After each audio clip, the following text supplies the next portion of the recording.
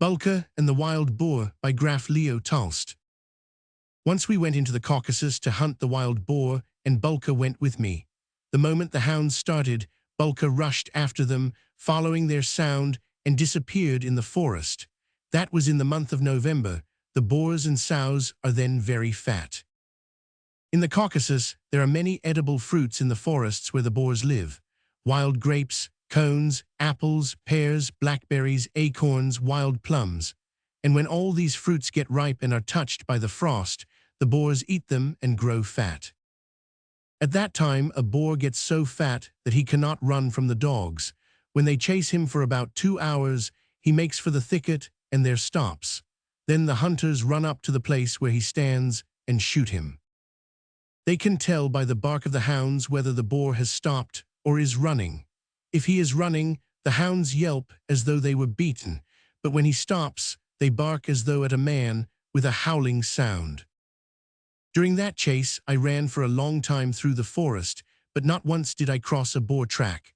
Finally, I heard the long-drawn bark and howl of the hounds and ran up to that place. I was already near the boar. I could hear the crashing in the thicket. The boar was turning around on the dogs, but I could not tell by the bark that they were not catching him, but only circling around him. Suddenly I heard something rustle behind me, and I saw that it was BúLKA. He had evidently strayed from the hounds in the forest and had lost his way, and now was hearing their barking and making for them, like me, as fast as he could. He ran across a clearing through the high grass, and all I could see of him was his black head and his tongue clenched between his white teeth. I called him back, but he did not look around and ran past me and disappeared in the thicket. I ran after him, but the farther I went, the more and more dense did the forest grow. The branches kept knocking off my cap and struck me in the face, and the thorns caught in my garments. I was near to the barking, but could not see anything. Suddenly I heard the dogs bark louder, and something crashed loudly, and the boar began to puff and snort. I immediately made up my mind that BúLKA had got up to him and was busy with him. I ran with all my might through the thicket to that place. In the densest part of the thicket, I saw a dappled hound.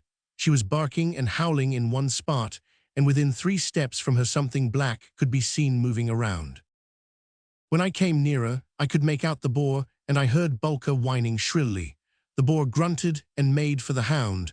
The hound took her tail between her legs and leaped away. I could see the boar's side and head. I aimed at his side and fired. I saw that I had hit him. The boar grunted and crashed through the thicket away from me. The dogs whimpered and barked in his track. I tried to follow them through the undergrowth. Suddenly, I saw and heard something almost under my feet. It was BúLKA. He was lying on his side and whining. Under him there was a puddle of blood. I thought the dog was lost, but I had no time to look after him. I continued to make my way through the thicket. Soon I saw the boar. The dogs were trying to catch him from behind, and he kept turning, now to one side and now to another. When the boar saw me, he moved toward me.